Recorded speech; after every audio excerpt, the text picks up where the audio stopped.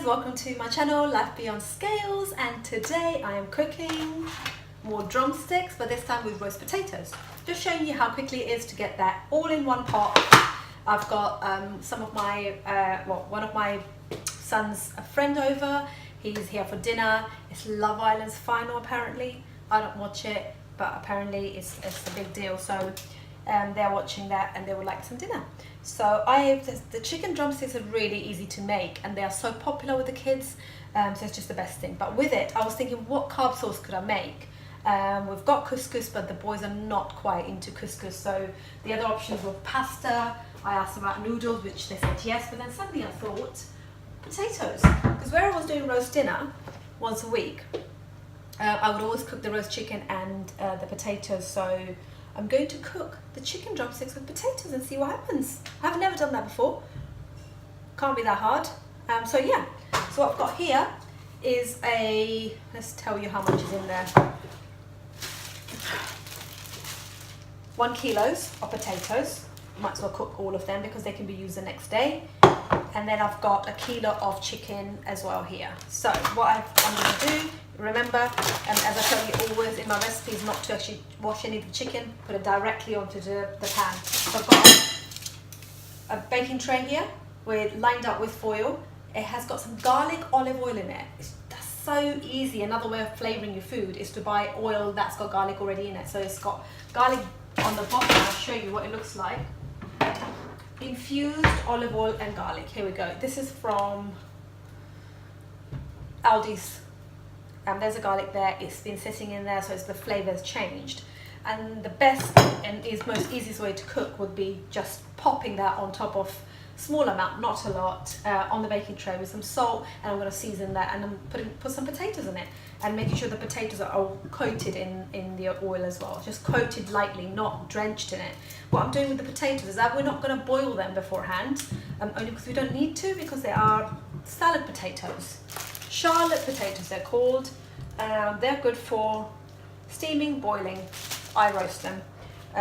They come out every time perfectly fine. They're not like your roast potatoes, but they are quite tasty, to be honest, so I can't see why I can't do that. Anyway, so I'm going to I'm just making sure the big ones are chopped twice and they're washed. So make sure that you wash them really well and then pop them. Just drop it in there. That looks like quite a big one, so I'm just going to put that in 2. Just roughly, nothing major here going on. And just give it a shake. What happens when you give it a shake is that it will coat the olive oil and the salt is all mixed up now, and then we're going to just drop the chicken as well, just like that. I'm just going to make sure that we separate this chicken a little bit. It's looking a little forward.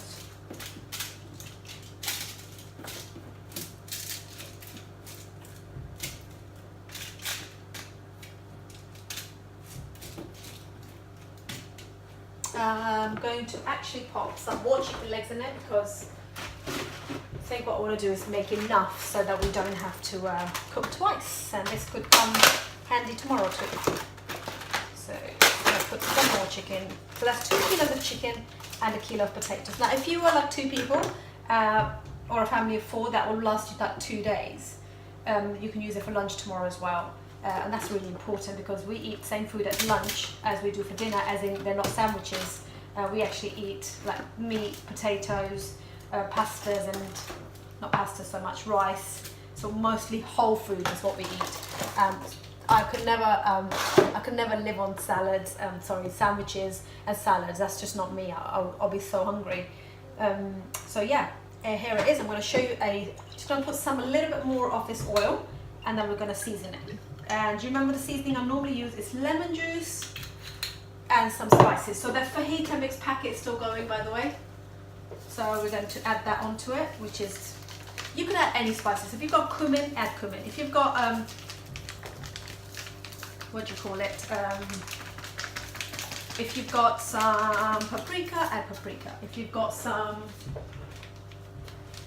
any seasoning that you like, 5 spices, I'm not massive on trying all different spices out. I just like to just have cumin and paprika is my big things that I always have, and a mixture of that is just pretty good. There we go. I'm going to give it another mixture. I'm going to squeeze a lemon in it. Love using lemon in everything.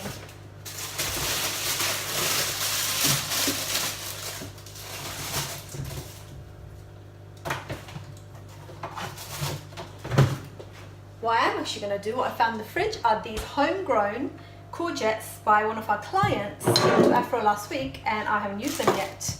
I think I was waiting for a special occasion, but I'm going to use them. So cut 2 lemons, and just all you're going to do is squeeze the lemon juice all in the dish. And this one. The oven, by the way, guys, is already set on 180 to 200 degrees. That's what I'm normally cooking.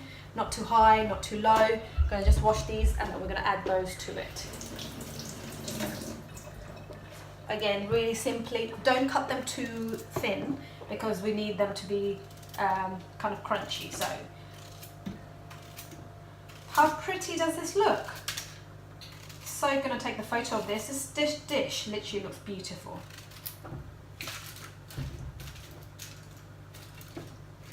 I am quite proud of this, how easy it is to make, and just making sure that the courgettes are also getting some of that lovely flavouring that we've just put on top of the rest of the thing. So just give it a rub from one of the extras on the chicken. Make sure everything has got a space, so it's nicely fitted. It's a little bit more than I would like it to be on here, but I am pretty confident that this should cook fine.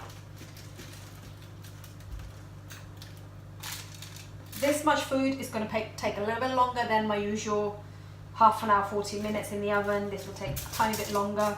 I will say we'll put it in here at least for an hour, and we're going to check it to see. And you know, when you're checking the chicken, is the potatoes, you're going to just pop the skewer in or that knife in, and just to see if the potato is soft. And if it goes through easily, then the potatoes are done. With chicken, you can, how I check it is what I'm looking for, there's no pink, and if I poke a hole with a knife, I want some clear liquid coming out, and that gives me an indication that it's cooking. And then there's no reason why you just don't take one out and just cut to see whether you're happy with how it is. Overcooking the chicken isn't a great idea either, because you kind of lose the flavour and the taste. So yeah, so here we are. I am going to now pop that in the oven. The oven's been going on for 15 minutes, so making sure the oven's hot is really important. In the past, in the days where I didn't know how to cook, and I haven't learned how to cook from anywhere professional or nothing, it's just experimenting, I used to put things in the oven at the same time I put the oven on, and they never used to come out crispy. And that's why it's important that it goes into hot oven, so that immediately the food gets that kind of nice flavour to it. Okay, we are going to now pop it in the oven and prepare a salad to go with it. Let me show you first. Here it is. Nice big tray, 3 kilos of food in here, and a courgette. That's how it is. Let's go. New shelf.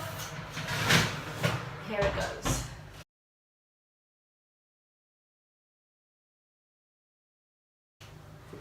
Okay, quite excited to see how that comes out. I actually haven't cooked so much in one go before.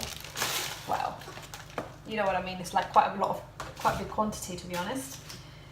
And now what I'm going to do is I'm going to make a salad for the boys and us all. So I'm going to get a lettuce, cucumber,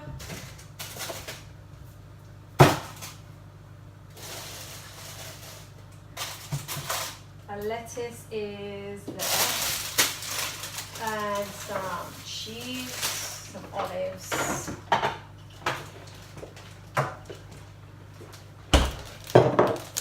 we have some Greek feta, pitted green olives, Romanian lettuce that needs to be washed, quite muddy, and cucumber. And then you could put, I like onions, everybody else doesn't. So that can be quite tricky because the whole breathing thing. So sometimes it's not possible for me to, to actually cook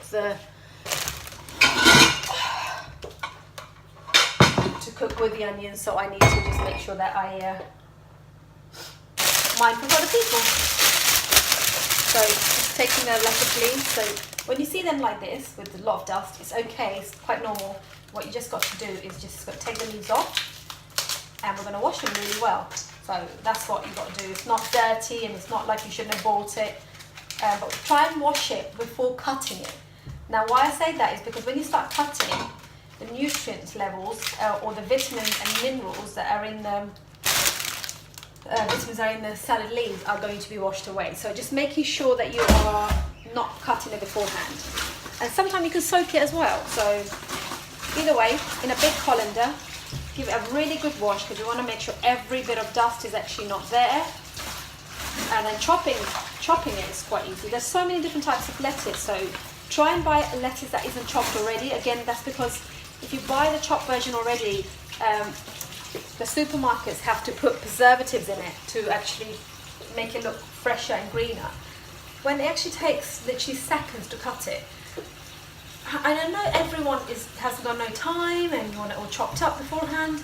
It just all depends on where you're at in life. You know, if you are someone who wants the best possible food in your body, then a little bit of effort has to be made. Nothing worth having comes easy, and I know you've heard that before. So I rather chop the leaves in the house rather than buying one which is chopped up, because I have made time to make good food. One, to show you guys and help you, and two, to feed my family. In fact, the first one being a priority, I would like to feed the boys the best possible food. So the choice is how would I do that? So one of the quick things is to buy the lettuce like it is rather than chopping it up. And then running it under the water, making sure all of that's come out, and I'm going to bring it over.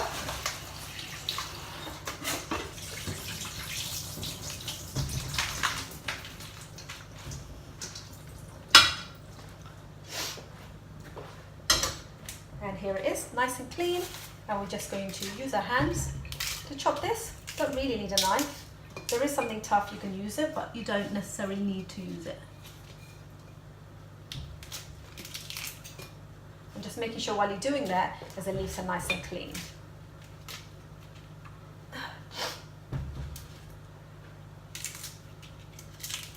That's it, in the middle bits are quite crunchy, but quite nice. If they're very hard, those end bits, then you can just take them off. But you don't have to use your hands, by the way, guys. You can use a knife. Quite enjoying doing this, so I'm quite happy to actually just use my hands to do this. And then sometimes with kids, it's important that you see how they, watching them, observe their behavior. They might like it chopped quite fine. So in that case, do that for them, because again, making it small for them so they can eat it is again a small win. I think my guys, I'm going to make sure it's not too big, because I think they also like it so fine.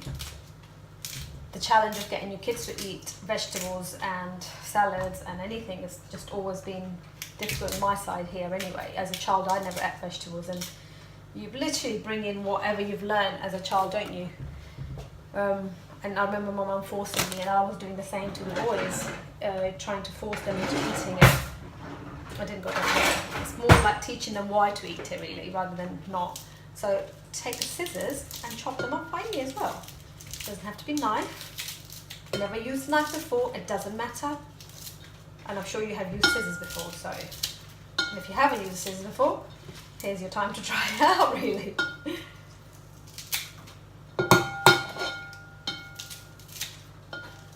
Remember, your plate should be, you got fist size of chicken. So chicken drumsticks for my size person, or for female, I would say I've got a medium wrist fist size. That would be 2 to 3 portions, and for a male that would be 4 to 5, depending on the size of the male. So Afro will have probably 5 chicken drumsticks. The amount of meat that wants to come off the bone is what he needs. And then here's half the cucumber. And we're going to just take off the top because we've used some of this obviously in the past. And just literally not going to take the skin off. It's all washed. And then you're just going to very finely try and get fine slices of cucumber because they're difficult to eat if there are big chunks of it. That's my opinion. You might like it anyway. I'm like, the finer the salad, the easier for me to eat. Again, you don't have to cut it in this way. I've always watched my my nanny, my dad's mum. They've always eaten like this. So there we go. Just finely chop it. It's not perfect. Nothing's perfect. It's always imperfect. Imperfect. Is that a word? Okay. Olives. Favorite olives. Olives are healthy fat, so try not to go too mad. Thumb size is what is your portion. So if 5 or 4 people are eating it, that's 4 thumb sizes what you want to put in there. No more than that. And then, do you guys remember I made raspberry salad? I absolutely love that. I'm gonna think what I'm gonna put in this now. I think I might put an apple. Actually, we've done apple salad as well. We have got raspberries actually, so I'm actually might gonna do again because it was really, really nice with it. And literally, and those raspberries that I made, I think I cooked it with, could have been chicken drumstick last week. They were farm picked by my friend Ginny, and yeah, I definitely made use of them. Now I'm putting some feta. Need to stop saying too much. Get a bit nervous really filming. It's not something I do. It's a newly learned skill. A lot of room for improvement. I appreciate you guys giving me some comments about if you have watched it or you have enjoyed it or not enjoyed it, or what would you like to see more of. I really would appreciate if you give me some feedback and subscribe to my channel Life Beyond Scales, because I will be posting new recipes on it every week. So you will get an alert because that's what I do. And I've got a Facebook page now, Life Beyond Scales, so try and subscribe to that as well. And the salad is looking beautiful. I'm going to put the lemon juice that we had a bit left from doing the chicken. Squeeze it in there. Here is our lovely green, beautiful salad with a bit of cheese in it, feta, cucumbers. It's absolutely stunning. Look at that. I know the pot is really big, but right, I think I will put some raspberries in it now.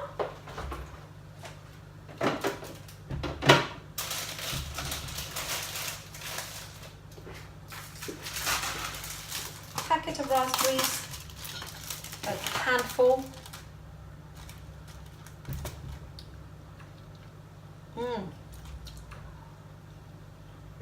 They're so different to the ones I popped in the salad last week, the ones from the farm. The farm were tiny, but they were so sweet. These are not as sweet, so that's absolutely fine. So guys, remember the chicken and the potatoes and the courgette is in the oven for at least hour,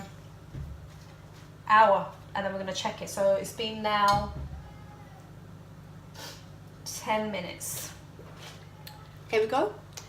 Raspberry, feta and cucumber cheese. You can call it any name you want. Sometimes I struggle to call names food. Struggle to call names because I need to pop that on my YouTube channel and also my Facebook recipe. So my Life Beyond Scales. But I am going to actually have a look at it. It's not cooked, so I will show you guys as well. Oh.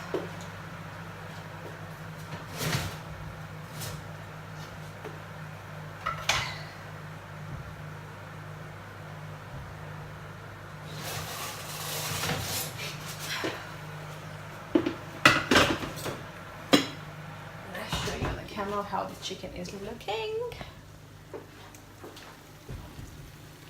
That is looking pretty good. I'm going to maybe turn some of the chicken around just so that I can just to make sure they cooks evenly. These are the courgettes, they're doing well. I know I do touch things without. And let's just check the potatoes. here, what I was talking to you about is making sure if the potatoes are cooked or not, is what you're doing is, let me see if you can see one. There we go. Is that going in softly? Oh yeah, look at that. Potatoes are ready. Chicken, is that liquid clear? Pretty clear actually. Wow, I'm so surprised that's nearly cooked, guys. But I'm going to put it back in there because I want it nice and brown as well. And then I will show you what it looks like in a minute, in about another 20 minutes. Hi guys, and we are back to see what's happened to our chicken, and I'm going to just turn the camera around for you so you can see how beautiful that looks. And that's fully cooked, and that was just under an hour. Completely cooked, nicely browned off. Courgettes lovely and crispy. Potatoes are lovely and crispy. There's a bit of juice in there, so it's a bit of gravy. And here it is. Was that difficult? Not at all. Really nice and simple. We've got a salad here as well, and we are ready to serve. So I'm going to call Zane's friends down and give them this. And I hope you've enjoyed this episode of chicken drumsticks with courgettes and potatoes and salad. And I'll catch you in the next episode next week.